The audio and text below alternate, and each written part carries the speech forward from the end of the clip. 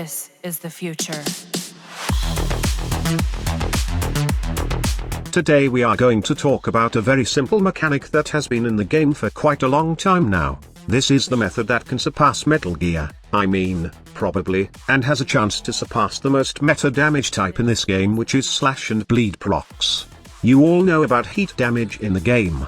Heat damage is one of the 4 primary elemental damage types. It performs well against Grineer-cloned flesh and light-infested creatures, but is less effective against the proto-shields worn by some elite corpus units. Its status effect is called Ignite, and it sets the enemy ablaze, which makes them panic, reduces their armor by up to 50% and, after a 1-second delay, deals a tick of damage every second for 6 seconds. Now, the heat procs per tick can be a universal damage dealing element, and it can surpass slash damage just like I have said earlier with the right setup, and this is called heat inherit by many Warframe players. Okay, this is how it works. First, you 2 weapons. The first one is the heat stacking weapon, and the second one is the DPS heat weapon. To apply the best heat procs, the first weapon should be a secondary, because it has the highest heat percentage with primed heated charge. Before we proceed, you should first know that the heat percentage from the DPS weapon matters only for proc priority, and to continue applying heat stacks, its heat percentage isn't taken into account for heat inherit. Heat inherit uses base damage of the weapon you're currently applying heat stacks with. The heat percentage and faction percentage from the weapon to apply the first heat stack get added to your DPS weapon and will use its base damage for calculations after heat stacks get refreshed by its procs. Damage gets multiplied again by the faction percentage of the DPS weapon.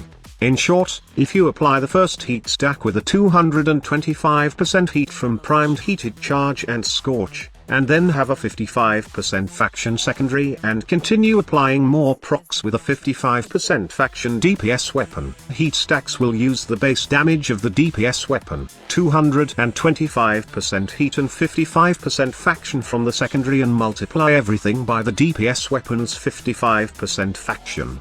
Squad leader, I hate math, can you please make it simple? Okay, so step 1. Use as much heat mods and factions mods in your first weapon to apply the first heat stack, preferably a secondary, as it has the highest heat values among all mods. Step 2, you can add more status in your first weapon, preferably a primer gun like the Epitaph or the Kuvanuka, as they are secondary weapons that can have the highest heat values. With added status like Viral, it can do more heat damage with the final step, which is using your DPS weapon modded with heat also and faction mods, so it can inherit the damage, and gets multiplied by a ton.